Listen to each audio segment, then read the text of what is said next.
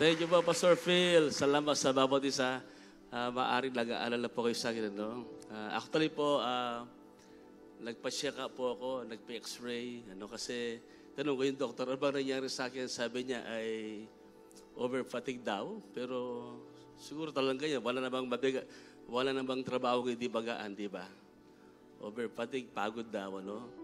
Siguro din bago ang katawan ko, madalas kami di pastora maaga nagigising. Kung minsan talaga, ay yung pahinga kailangan din yung katawan natin. Si Jesus Christ natulog, Pagkatapos sa x-ray, nakita wala namang problema yung aking likod, Ang nakita lang sa bandang, Pastor Carmera, parang nagkukulang ko ng calcium. Tama ba ako, Pastor Carmela? Asa si Pastor Carmela, my love? Ayun, halika nga, darling, kung paliwanag. So, yun po, kailangan lang, nagkakaedad na tayo. Sabi sa akin ng doktor, napatamot. Tumatanda ka na, Pastor. Hindi ko matanggap yung tumatanda.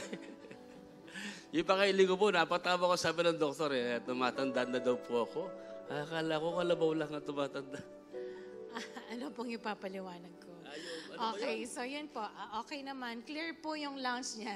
Wala na siyang lungs. Hindi, joke. Ayan, okay po lang yung lungs niya.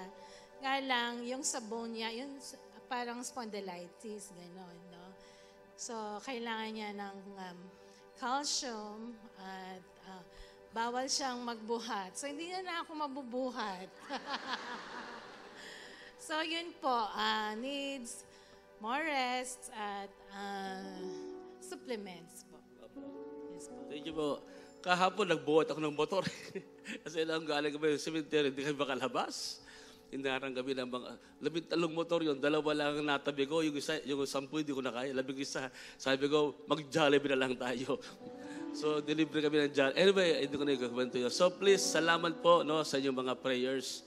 Salamat. At yung po, kailangan talaga yung ating katawan. Kung minsan, nagkukulang tayo ng mga, yung kinakain natin, kulang na ng vitamins.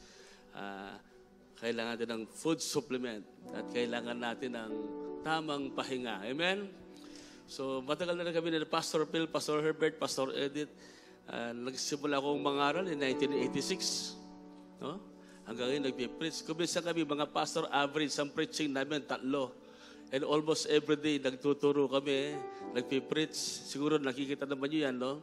So, hindi mo madali yun. Sabi nga ng isang, kilala namin nung sabi niya, yung isang preaching, katumbas ng isang linggong trabaho. Yun din sinasabi ni Bishop Hong. Yung isang preaching, katumbas ng isang linggong trabaho yan, sabi niya. So anyway po, salamat sa Panginoon. Kaya pala pag nakaamoy ng sobrang bago na mag-hatching ko, binabahing po ako, yung pala yun, sa madali akong ubuin pag ganoon. So, saka bawal yung maambunan. Anyway, ang ganda ng preaching ni Pastor Phil, amen. Palakas tayo ng palakas. Sabihin, supernatural divine strength. Hallelujah. Sige po, tayo po itumayo ng lahat. Thank you, Jesus. Thank you, Lord God. Ama, maraming salamat sa message na aming narinig. Sa buhay po ni Doktora, yung kanyang testimony, so inspiring, na kaya mo rin gawin sa amin, Lord God. Yung nagawa mo sa lahat ng nagtiwala sa inyo, nandalig, nanampalataya, nagtalaga ng buhay para paglingkuran ka. Dakilang Diyos, babaunin po namin ang iyong salita na aming narinig na ang pinaka-purpose namin sa lahat ng aming ginagawa is to manifest Jesus, to build your kingdom, to be an agent of change, an instrument of your righteousness, a powerful weapon in your mighty hand. Salamat po, amang Diyos, through the Holy Spirit, through the anointing that abides in us, we can conquer. Because through Christ, we are more than conquerors who loves us. Salamat po ng marami, O Diyos, aming tinatalaga ang buong November. Sa buong bampong ito kayong madakila, malwalhati, maging intentional po kami na aming ibahagi si Jesus. Maging patotoo ang aming mga buhay sa aming kilos, sa aming mga salita, sa aming mga gawa.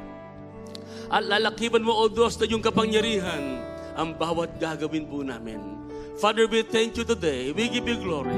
Sa lahat po na naganap at magaganap pa sa buwan po ng November, only Jesus Christ, our Lord, will be glorified, will be exalted, and more souls, Lord God, will be won for Jesus Christ. We thank you today, Lord God. Salamat sa mga pastors, salamat sa mga care group leaders, salamat sa bawat intercessors pong nandito, sa bawat lingkod pong nandito, O Diyos, na patuloy pong nakatodo, nakatalaga ang buhay para paglingkuran at sambahin hanggang sa pagparito ng aming Panginoon Jesus. Father, we thank you today.